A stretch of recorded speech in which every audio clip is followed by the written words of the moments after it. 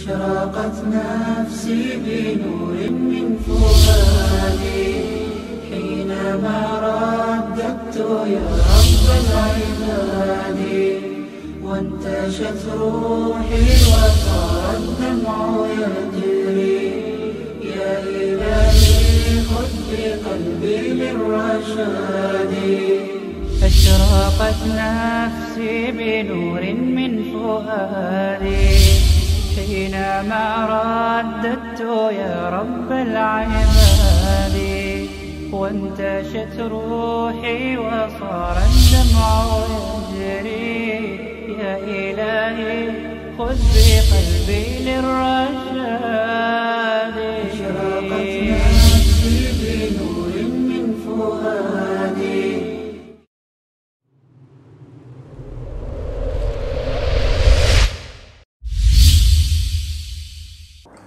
الحمد لله والسلام على عباده الذين اصطفى، خصوصا على سيد الرسل وخاتم الأنبياء وعلى آله الأتقياء وأصحابه الصفات. بسم الله الرحمن الرحيم. إن هذه أمتكم أمة واحدة صدق اللہ مولانا العظیم۔ اللہ تبارک و تعالی جل شانہ کا بہت بڑا احسان ہے کہ اس نے ہمیں جناب محمد رسول اللہ صلی اللہ علیہ وسلم کی امت بنایا۔ یہ امت کس لفظ کے مقابلے میں استعمال ہوتا ہے، اس کو ذہن میں رکھیں۔ یہ امت ہے بمقابلہ نبوت، ایک نبوت ہے اور نبوت پر جو جماعت بنتی ہے وہ امت ہے۔ ہم جناب نبی پاک صلی اللہ علیہ وسلم کی نبوت پر ایمان رکھتے ہیں اور آپ کو دنیا میں بنی نوع انسان کا آخری پیشوا اور آخری رہنما مانتے ہیں۔ حضرت صلی اللہ علیہ وسلم نے جو جماعت بنائی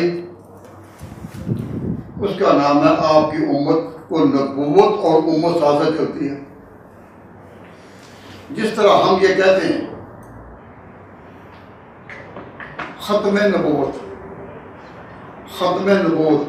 کہ حضور کے پاس کوئی نبوت نہیں، تو اس کا رزلٹ آٹومیٹک رزلٹ جو ہے نا وہ یہ ماننا ہے کہ اس امت کے بعد اور کوئی امت نہیں، کیونکہ امتیں تبھی بنتی ہیں جب نبوتیں بدلتی ہیں۔ پہلے نبوتوں پر نبوتیں آتی رہیں، کبھی کوئی پیغمبر، اس کے بعد پھر اور آگے، ان کے بعد اور آگے، تو نبوتیں بدلتی رہیں۔ اس کا رزلٹ کیا کہ امتیں بھی بدلتی رہیں۔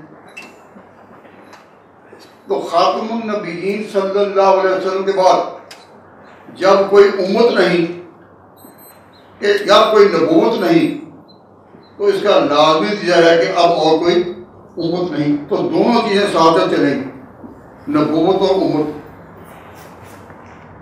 ہم جب یہ کہتے ہیں کہ نبوت اور امت یہ دو مقابلے کے لفظ ہیں، جب نبوت اس کے بعد کوئی نہیں تو اس کے بعد امت بھی کوئی نہیں، تو اس کا معنی کیا ہے کہ آپ کے بعد امت کوئی نہیں؟ اس کا معنی یہ ہے کہ یہ امت جو ہے یہ قیامت تک چلے گی۔ کیوں؟ جب اس کے بعد کوئی اور امت نہیں تو پھر اسے قیامت تک چل رہا ہے۔ اب یہ تو نہیں ہو سکتا کہ دنیا میں کوئی امت ہی نہ ہو، تو نبوت تو ہو حضور کی، حضور کی نبوت جاری ہے، ساری ہے، نبوت باقیہ ہے، نبوت تو ہو اور امت کوئی نہ ہو، یہ ہو سکتا ہے نہ۔ جب حضور کی نبوت قیامت تک ہے تو اگلا فکر خود بول دیں، جب حضور کی نبوت قیامت تک ہے اگر بغیر کیا تو حضور کی امت بھی قیامت تک ہے. حضرت صلی اللہ علیہ وسلم نے ارشاد فرمایا انا آخر الانبیاء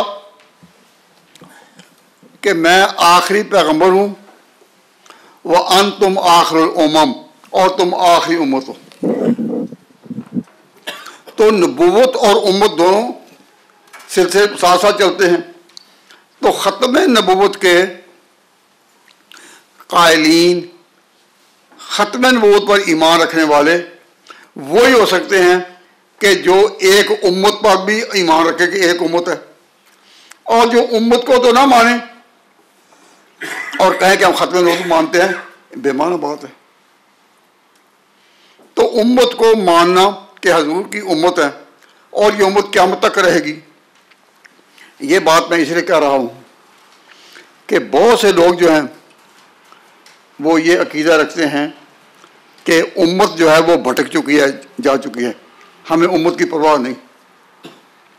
نئے نئے مفکر، نئے نئے دینی رہنما اور نئے نئے لیڈر اپنے یہ کہتے کہ مسلمان اب اس دین پر نہیں رہے جو کتاب و سنت کا تھا، ساری امت بھٹک چکی ہے، ساری امت بھٹک چکی ہے.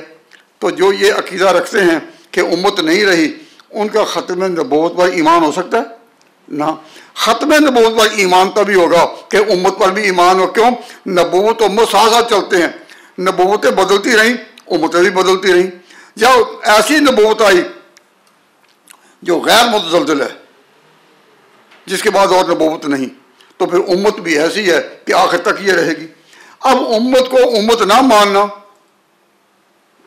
اور پھر کہنا کہ ہم ختم نبوت کا اقرار کرتے ہیں، جس طرح آج کل آزاد لوگ، نئے نئے مفکر، نئے نئے لیڈر اپنی خیالات کی ترجمانی کرتے ہوئے اکثر سنے گئے کہ جی حضور کی امت وہ بھٹک چکی ہے.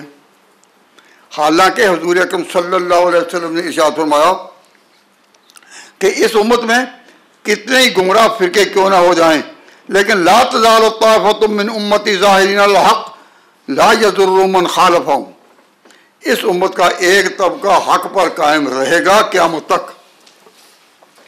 لا یضر من خالفہم، جو لوگ ان کی مخالفت کریں وہ ان کو مٹا نہیں سکیں گے.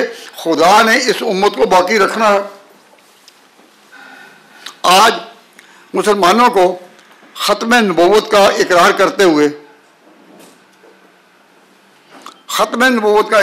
ہوئے ان لوگوں کی ضرورت ہے جو کہیں ہم امت کا وجود مانتے ہیں اور ہم بھی اس امت میں سے ایک ہیں. ہم نبوت امت کا وجود مانتے ہیں تو کیا ماننا پڑے گا؟ جب آپ بھی کہیں کہ آپ امت کا وجود مانتے ہیں تو آپ کو ماننا کیا پڑے گا؟ پہلے تو آپ کو یہ ماننا پڑے گا کہ اس امت کی ابتدا ہوئی صحابہ کرام سے. ہم صحابہ کو مانتے ہیں.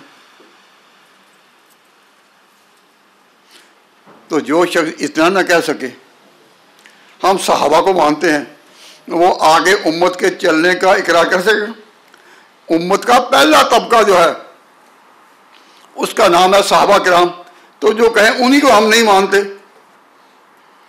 اور صحابہ کرام میں سے ہی وہ لوگ تھے جو حضور کے اپنے خاندان کے تھے، بنو ہاشم، اہل بیت، آپ کے رشتہ دار حضرت عباس، حضرت علی، حضرت فاطمہ، یہ سارے کے سارے اسی میں ممتاز ہیں کہ یہ رشتہ دار تو تھے، اہل بیت تو تھے، لیکن اس کے ساتھ ساتھ یہ صحابہ میں سے تھے. تو جب ہم یہ کہتے ہیں کہ ہم امت کو مانتے ہیں تو ہمارا جو ہے یہ فرسٹ ایڈمیشن یہ ہوگا کہ ہم صحابہ کو، اہل بیت کو مانتے ہیں. یہ امت چلی آگے. تو جو صحابہ کے شاگرد ہیں ان کو کہا گیا تابعین، کہ یہ امت کو آگے لے کر چلنے والے. تابعین کا معنی فالوورز، فالو کرنے والے، کہ جو اسلام حضور سے چلا تھا، جس کو صحابہ نے سنبھالا تھا اس کو آگے لے کر جو چلنے والے ہیں ان کو کیا کہتے ہیں؟ تابعین، فالوورز.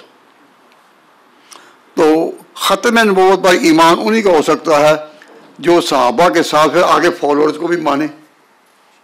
اور نبی پاک صلی اللہ علیہ وسلم فرمایا ان فالوورز کے بعد آگے جو تیسرا طبقہ ہے وہ تبع تابعین، وہاں تک سچ غالب رہے گا. جھوٹ کی کوئی آواز بھی ہو وہ دب جائے گی، سچ غالب رہے گا. خیر القرون قرنی، بہترین زمانہ میرا ہے، پھر اگلوں کا، پھر اگلوں کا، اس کے بعد پھر جھوٹ پھیل جائے گا. تو آگے یہ نہیں کہ امت ختم ہو جائے گی نا، جھوٹ پھیل جائے گا لیکن سچ کی روشنی جو ہے وہ پھر بھی تابع ہوگی. سچ چمکے گا اور اس طرح چمکے گا جس طرح جنگل میں جگنو بھی چمکے تو وہ روشنی دیتا ہے، اندھیرا نہیں دیتا. رات کی تاریکی ہو، جنگل کا سما ہو، ہر طرف اندھیرا ہی اندھیرا ہو، لیکن اندھیرے میں بھی جب جگنو چمکتا ہے تو دور سے پتہ چل جاتا ہے کہ اتنی روشنی ابھری ہے.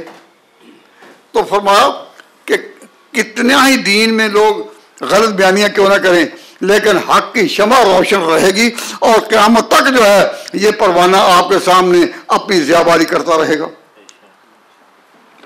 تو ہم مسلمانوں کا ایمان ہے کہ ہم ختم نبوت کے قائل تبھی ہیں کہ مانیں کہ جہاں نبوت ختم ہے اور نبی نہیں، یہی ایک نبی ہے.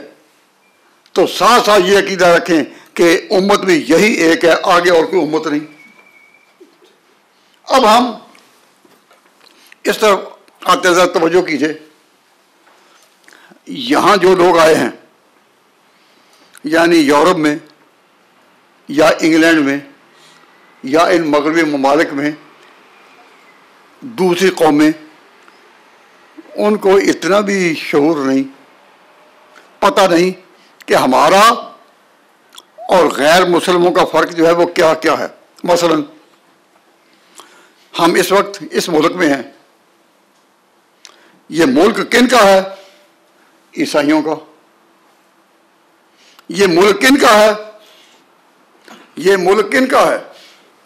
ان کا جو اپنے آپ کو حضرت عیسیٰ علیہ السلام کے نام پر، کرائسٹ کے نام پر کرسچین کہلاتے ہیں کہ کرسچین کا معنی ہے کرائسٹ کو ماننے والے.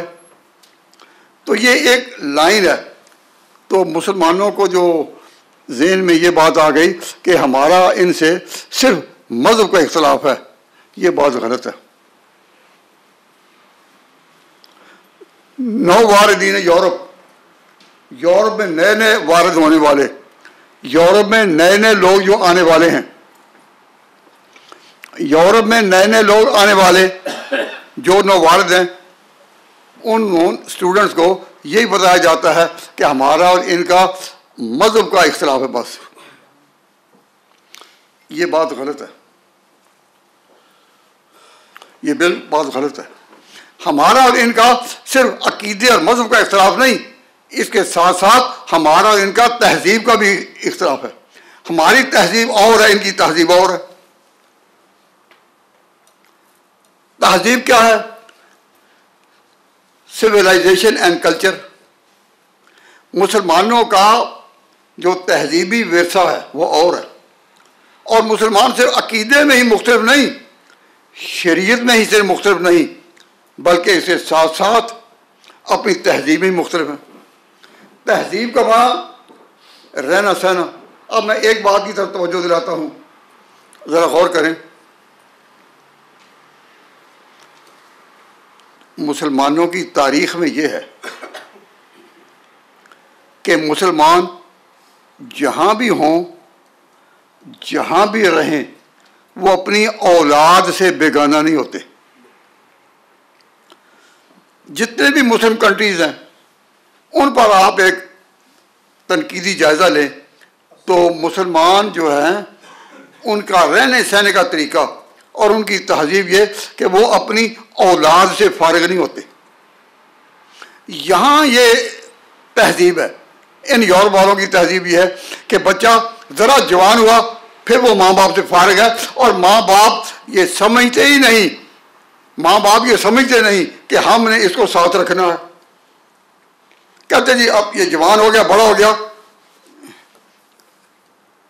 Late him find his own way how to live in this world. اس کو خود جاننا چاہیے کس طرح رہنا، کہاں رہنا ہے. اور بچہ کیا ہو جاتا ہے؟ فارغ. ماں باپ تو اکٹھے رہ رہے ہیں، ماں باپ تو اکٹھے رہ رہے ہیں، لیکن بچہ جو ہے اس کے بارے میں کہیں گے کہ وہ جی اب یہ اتنا سمجھدار ہو گیا ہے، اپنا راستہ یہ خود فائنڈ کرے گا، ہمیں کیا. تو بچے کو ساتھ رکھنا یہ کن کی تہذیب ہے؟ میری بات سمجھ آ رہی ہے؟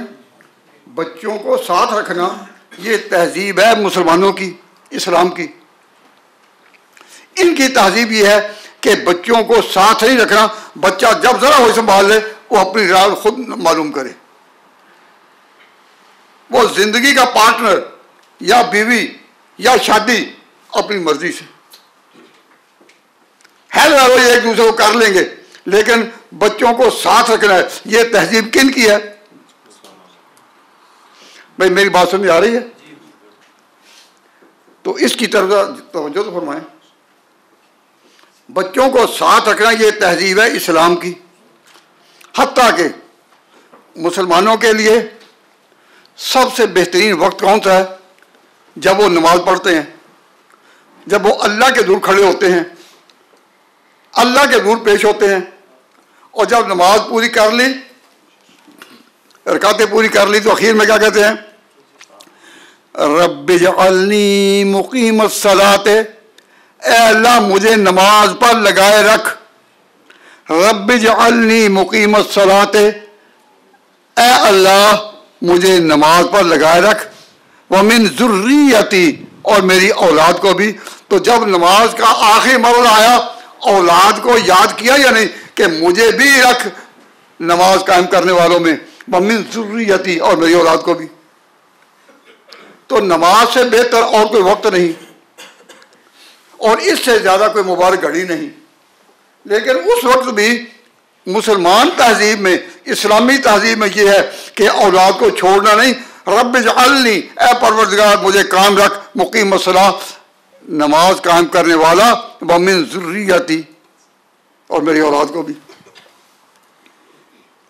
تو اولاد کو ساتھ رکھنا ہے یا علیحدہ کرنا ہے؟ جب نماز میں بھی، دعا میں بھی، اللہ کے حضور حاضری میں بھی ان کو ساتھ رکھا، تو زندگی میں ان کو ساتھ نہ رکھنا یہ فلسفہ حیات ہے مغربی قوموں کا. ساتھ نہ رکھنا ان قوموں کا. اور اسلامی تہذیب کیا ہے کہ ان کو ساتھ رکھنا ہے. اب اس کی ایک مثال ہے. اللہ تعالیٰ نے قرآن پاک میں فرمایا کہ اے انسان، تیرے ماں باپ اگر بوڑھے ہو جائیں، اما یبلغن الکبر احدہما او کلاہما، وہ بوڑھے ہو جائیں یا ایک بوڑھا ہو جائے، تو تم نے ان کو اف نہیں کہنا. مطلب یہ کہ تم نے ان کو برا اف نہیں کہنا، کوئی دل آزاری کا کلمہ تم نے نہیں کہنا. یہ کیسے ہوگا؟ یہ ہوگا کہ یہ تبھی ہوگا نا ساتھ رہتے ہوں. اور ساتھ ہی نہ رہتے ہوں تو یہ ہدایت ہوتی کہ لا تقل لہما اف نہیں کہنا. تو اف نہیں کہنا یہ آیت خود بتا رہی ہے کہ رہنا ساتھ ہی ہے. تو اسلام کا جو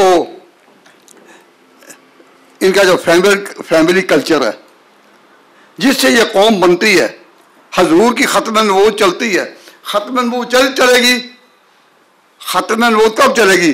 جب امت ساتھ چلے گی. اور امت تبھی چلے گی کہ ان میں یہ تہذیب اپنی ہو کہ اپنی اولاد کو ساتھ رکھنا ہے، اس کو اپنی طرف سے جدا نہیں کرنا. وہ خود چھوڑ جائے اور بات ہے، لیکن خود تہذیب نہیں بتانی، یہ راہ نہیں بتانی کہ تم اور ہو ہم اور ہیں. تو فرمایا کہ تم نے نماز میں بھی یہی دعا کرنی کہ اے اللہ ہمیں نماز پر لگائے رکھ. ومن ذریتی. اور قرآن پاک سے پتہ چلتا ہے کہ جنت کس طرح ہوگی. جنت کی زندگی اچھائی کے لحاظ سے ایک معیاری زندگی ہے. تو فرمایا اللہ تعالیٰ فرماتے ہیں کہ جنت میں کس طرح ہوں گے؟ ہم وازواجہم فی ظلال علی الارائک متکئون، کہ خاوند اور بیویاں، ہم وازواجہم وہ اور ان کی بیویاں ٹھنڈے سائے میں علی الارائک متکئون بیٹھے ہوں گے تکیہ لگا کر. تو فرمایا کہ ہم دوسرے مقام پر کہ الحقنا بہم ذریتہم، ان کی اولاد کو بھی ہم ساتھ لائیں گے، ملائیں گے. الحقنا، ہم ملا دیں گے ان کو ان کی اولاد کے ساتھ. تو معلوم ہوا کہ جنت میں معیاری زندگی بھی یہی ہوگی کہ ماں باپ ہوں اور ان کے ساتھ ان کی اولاد کو ملا دیا جائے. اور قرآن پاک میں اللہ تعالیٰ نے یہ بھی ارشاد فرمایا کہ اگر اولاد کے عمل وہ نہ ہوں جو بڑوں کے ہیں، اولاد کے اعمال ویسے نہ ہوں، اچھے نہ ہوں جو بڑوں کے ہیں، تو جب ہم ان کو ساتھ ملائیں گے تو یہ فرمایا کہ اس میں ماں باپ کا جو مرتبہ ہے اچھائی میں، بڑائی میں، نیکی میں اور ولایت میں اور اللہ کی دوستی میں اور گڈ ڈیڈز میں جو ان کا درجہ ہے، ان کو گھٹائیں گے نہیں. ان کے ساتھ ملانے کے لیے فرمایا الحقنا بہم ذریتہم، ہم ان کی اولادوں کو ان کے ساتھ لائیں گے. وما التنا من عملہم من شیء، اور بڑوں کے عمل سے کچھ کمی نہیں کی جائے گی. چھوٹوں کو اٹھا کر ہم ان کو ڈسکاؤنٹ دے دیں گے، ان کو رعایت دے دیں گے. چھوٹوں کو اٹھا کر بڑوں کے ساتھ لائیں گے، بڑوں کو چھوٹوں کے پیمانے پر نہیں اتاریں گے. اس سے پتہ چلا کہ جنت کی زندگی میں بھی اولاد کو فارغ نہیں کیا گیا. تبھی تو کہا گیا الحقنا بہم ذریتہم. تو حضرات آپ جانیں، یہ جو مسلمان نوجوانوں میں یہ خیال پھیلا ہوا ہے کہ ہمارا اور ان کا صرف عقیدے کا فرق ہے یا اعمال کا، ہماری نماز اور طرح اور ان کی یاد خدا اور طرح، یہ بات نہیں. صرف عقیدے کا فرق نہیں، ہمارا اور ان کا تعلق جو ہے، ان کا جو اختلاف ہے وہ عقیدے کے علاوہ ہمارا جو کلچر ہے مسلمانوں کا اپنا، اس میں بھی ہے. مسلمان اپنی زندگی میں ایسے اعتبار رکھتے ہیں کہ جو اس کو کہتے ہیں کہ ہمارا جو فیملی کلچر ہے، فیملی کلچر مسلمانوں کا اور عیسائی قوموں کا مختلف ہے یا نہیں؟ کیا نماز کے آخر میں بھی اولاد کو ساتھ نہیں رکھا گیا؟ رب اجعلنی مقیم الصلاۃ ومن ذریتی، اولاد کو ساتھ رکھا گیا. جنت کا جو نقشہ بتایا گیا اس میں کہا الحقنا بہم ذریتہم. تو اب جو لوگ یہاں اس ملک میں آتے ہیں، آتے ہی ان کا عقیدہ بگڑ جاتا ہے اسلام کے خلاف کہ جی ہمارا اور عیسائیوں کا عقیدے کا تو اختلاف ہے، ہمارا اور ان کا نماز کا اختلاف ہے یا گرجوں اور مسجدوں کا اختلاف ہے، لیکن اس کے سوا کوئی نہیں. یہ بات بالکل غلط ہے. ہمارا اور ان کا اپنا جو فیملی کلچر ہے اس میں بڑا اختلاف ہے. ہماری فیملی میں فیملی کو اکٹھا رکھا جاتا ہے، ان کی فیملی میں فیملی کو اکٹھا نہیں رکھا جاتا. آج جو مسلمان یہاں آئے ہوئے ہیں، جب آج سے 40-50 سال پہلے یہ اس ملک میں وارد ہوئے تھے تو ان کو وارد ہوتے ہی کانوں میں یہ باتیں ڈالی گئی کہ بس جی اپنا اپنا مذہب ہے، عقیدہ، باقی سب ہم ایک ہیں. انہوں نے تو اپنے کلچر کو قائم رکھنا تھا کہ جب اولاد جوان ہو جائے تو وہ اپنے پارٹنر خود ڈھونڈے. ان کی بیٹیاں جو ہیں وہ اپنے بوائے فرینڈ خود ڈھونڈیں، اور ان کو جب کہا جائے کہتے ہیں کہ late them find their own ways. تو مسلمانوں نے بھی اپنے ذہن میں یہ بات ڈال لی کہ ہمارا ان کا صرف عقیدے کا اختلاف ہے، باقی ہم سب ایک ہیں. اور آج جب اکثر لوگوں کی اولادیں ماں باپ کو چھوڑ چکی ہیں اور ماں باپ روتے ہیں، تنہائی میں بیٹھ کر روتے ہیں جب تذکرہ کرتے، کہتے ہیں کسی نے ہمیں اس وقت بتایا ہی نہیں تھا کہ ہمارا ان کا کلچر کا بھی اختلاف ہے، ہمارا ان کا جو فیملی کلچر اس میں اختلاف ہے. اس وقت اگر بتایا جاتا تو ہم اپنی نسلوں کو ساتھ رکھنے کے لیے اس وقت سے کوئی سوچتے. ہم نے کہا یہ عقیدے کا اختلاف ہے اور عمل کا اختلاف ہے، بس اور کچھ نہیں. یہ بات جو میں کہہ رہا ہوں صحیح کہہ رہا ہوں یا نہیں؟ اس وقت جب داناؤں نے یہ بات کہی کہ ہمارا ان کا کلچر کا اختلاف ہے، ہمارا فیملی اسٹرکچر اور ہے، اب پاکستان ہے، انڈیا ہے، بنگلہ دیش ہے اور مغرب مشرقی تہذیب کے جو ادارے ہیں ان میں جب بھی بوڑھوں کے جنازے نکلتے ہیں وہ یا بیٹوں کے کندھوں پر یا پوتوں کے کندھوں پر. کیا بھی ٹھیک کہہ رہا ہوں یا نہیں؟ جب بھی جنازے بڑوں کے نکلتے ہیں تو کندھے پر اٹھانے والے کون ہیں؟ یا بیٹے ہیں یا پوتے ہیں. عمل کے لحاظ سے کتنے بھی مسلمان مختلف کیوں نہ ہو گئے ہوں لیکن اب تک اتنا کلچر باقی ہے.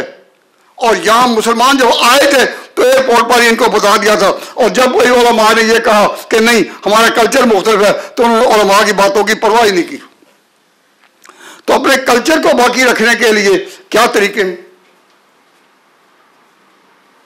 اس میں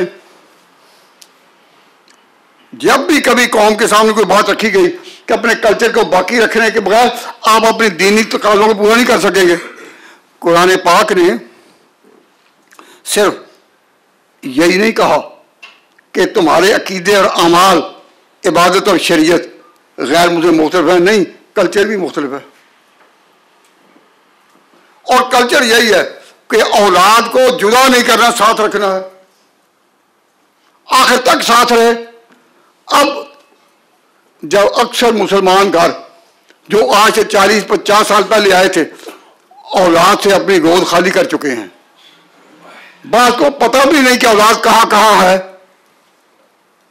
اور ماں باپ جب کبھی انہیں احسان جتاتے ہیں کہ بیٹا ہم نے تمہارے لیے یہ کچھ کیا تو ان کا ایک ہی جواب ہے کہ جو ہمارے لیے تم نے کیا دولت بنائی وہ ساتھ ہی لے جاؤ، ہمیں ضرورت نہیں.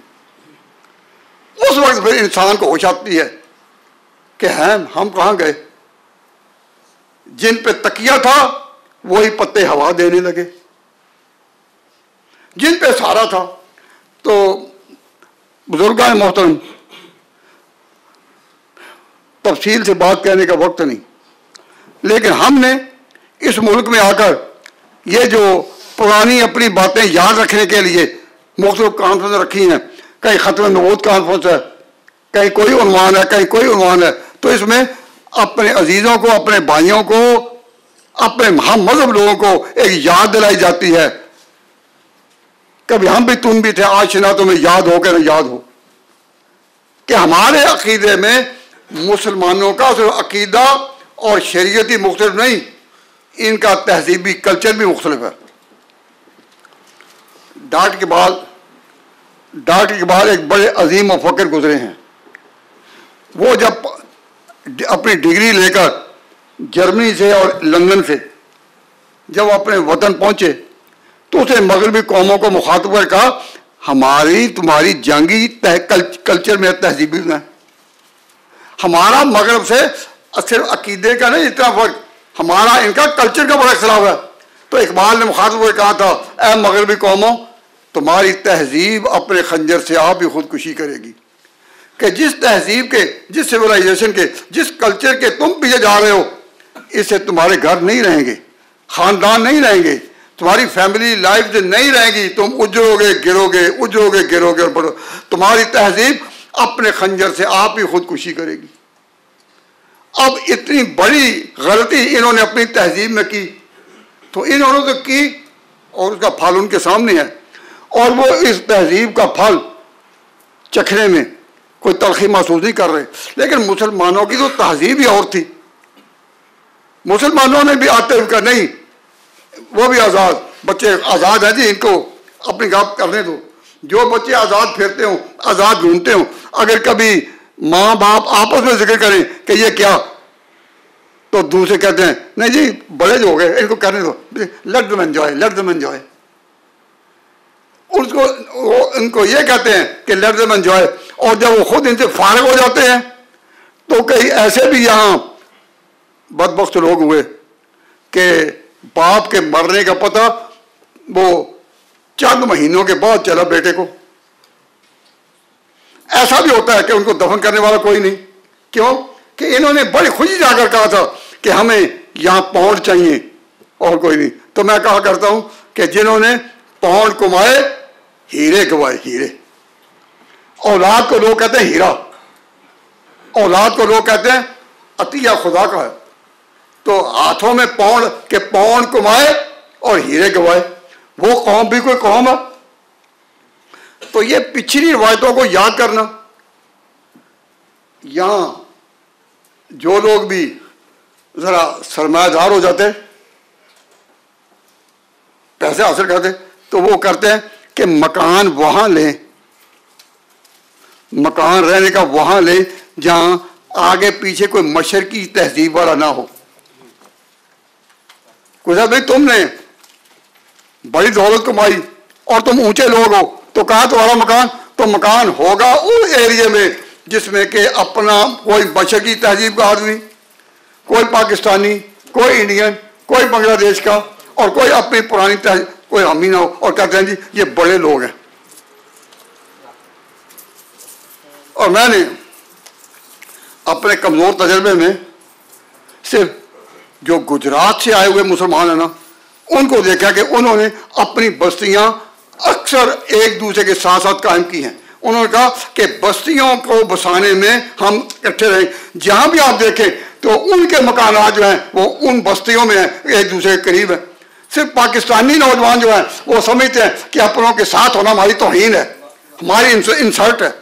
हमें लोग देखकर कहेंगे कि ये तो पुराने हैं, ये तो पुराने हैं। वो पुराने की रट लगाते रहे कि हमें पुराना ना कहें, और फिर सब कुछ हाथ से गया। कभी है नौजवान मुस्लिम तदब्बुर भी किया तूने, वो क्या कर दूंगा तू जिसका एक टूटा हुआ तारा। क्या तुम्हारी एक कौम है, तो कौमी एहसास दिलाने के लिए जब कभी भी कोई इज्तिमा होता है तो मुसलमानों को कहा जाता है कि अपनी याद ताज़ा करो, अपनी तहजीब रफ्ता को आवाज दो। तो हासिल बात का यह है कि मैं पाकिस्तान की, जब इंडिया में मुसलमानों ने कहा था कि हम पाकिस्तान बनाना चाहते हैं, तो उस वक्त जब सवाल किया गया कि तुम पाकिस्तान बनाना चाहते हो तो क्या दूसरे मजहब वालों के साथ मिलकर नहीं रह सकते? तो उस वक्त उनको कायद-ए-आज़म ने जवाब यही दिया था कि दूसरों के साथ मिलकर रह सकते हैं, एक कंट्री में मुख्तलिफ मजहब के लोग इकट्ठे रह सकते हैं, लेकिन वो अपनी तहजीब गुम कर देंगे। हिंदुस्तान में मुसलमान इतनी बड़ी तादाद में आ चुके हैं कि अब इनका दूसरी तहजीब में गुम होकर रहना, कि हमारा कल्चर हिंदू कल्चर से मुख्तलिफ ना हो या हमारा कल्चर अंग्रेजों कल्चर से मुख्तलिफ ना हो, नहीं। हम क्योंकि बड़ी तादाद में हैं, हम चाहते हैं कि जिस तरह किसी एक शहर में एक इलाके के लोग अपनी बस्तियां बसाते हैं, जैसा कि इंग्लैंड में गुजरात के मुसलमानों ने अपनी बस्तियां ज्यादा एक दूसरे के करीब रखी हैं, इस तरह रह सकते हैं, लेकिन तहजीब अपनी को फिर कायम नहीं रख सकेंगे। हम इसलिए मुल्क चाहते हैं कि अपनी तहजीब को भी कायम रखें। तो पाकिस्तान को हासिल किया गया था सिर्फ अपनी तहजीब की खातिर, और उसी से ये तहजीब के दुश्मन टकराते हैं कि जब उन खानदानों के लोग इस मुल्क में आते हैं तो कहते हैं कोई बात नहीं, कोई बात नहीं, कोई बात नहीं। और पता उस वक्त चलता है जब उनकी गोद खाली हो चुकी होती है और बच्चे वीरान हो चुके होते हैं, भाग चुके होते हैं। तो अल्लाह तबारक व तआला जल्ल शानु तौफीक अता फरमाए। जब आप ये कहते हैं कि हम खत्म नबूवत मानते हैं, तो इसका माना यही है हुजूर के बाद कोई नबूवत नहीं। तो साथ ये मानना भी जरूरी है कि हुजूर की इस उम्मत के बाद कोई और उम्मत नहीं, उस नबूवत के बाद कोई नबूवत नहीं, और इस उम्मत के बाद कोई उम्मत नहीं। जब इस उम्मत के बाद उम्मत नहीं, तो इस उम्मत ने कब तक चलना है? This community will continue up to the last day. क़यामत तक यही कम्युनिटी जो है आगे चलती रहेगी। तो इस उम्मत बाकी रहना है।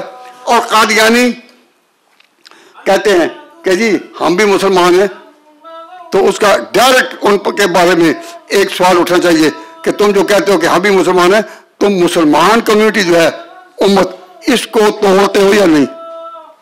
तुमने अलग एक कम्युनिटी बनाई, हुजूर की उम्मत तोड़ दी। हुजूर की उम्मत जो थी उसको तो तुमने कहा कि अब ये काफिर हैं क्योंकि उन्होंने नए नबी को नहीं माना। تو حضور کی امت کو توڑ دی، نئی امت کا آغاز کیا۔ مرزا غلام احمد سب سے پہلے لدھیانہ میں گیا اور پہلی بیعت اسے وہاں کی، تو اس سے جب ایک نئی قوم بنی، ان کو انہوں نے کہا کہ یہ کون ہے؟ احمدی ہیں، نئی قوم بنی، تو ان سے پوچھا گیا کہ بھئی پہلی امت، پہلے جو مسلمان چلی آ رہی قوم، اور وہ تو ختم ہے، اب وہی بخشے جائیں گے جو میرے پیرا ہوں گے۔ جب انہوں نے یہ عقیدہ اختیار کیا تو کیا انہوں نے امت توڑ کر نہیں رکھ دی؟ اب ہم حضور کے ختم نبوت کا اقرار تبھی کریں گے جب ہم یہ عقیدہ رکھیں گے کہ یہ امت قائم رہے گی، اور کب تک؟ آخری دن تک۔ اللہ تبارک و تعالیٰ جل شانہ موقع عطا فرمائے۔ اسلام سے یہ نہیں کہتا کہ ختم نبوت کا اقرار کرو، اس کے ساتھ ساتھ بقائے امت کا اقرار کرو۔ بقائے امت کا کیا؟ کہ اس امت میں باقی رہنا ہے اور باقی رہے گی۔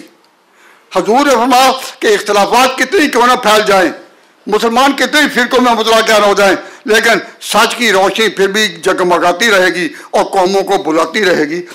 لا تزال طائفۃ من امتی، میری امت کا ایک حصہ ہمیشہ تک رہے گا۔ آپ سب کا عقیدہ ہے کہ نہیں ہمیشہ تک رہے گا؟ آپ سب کا عقیدہ ہے؟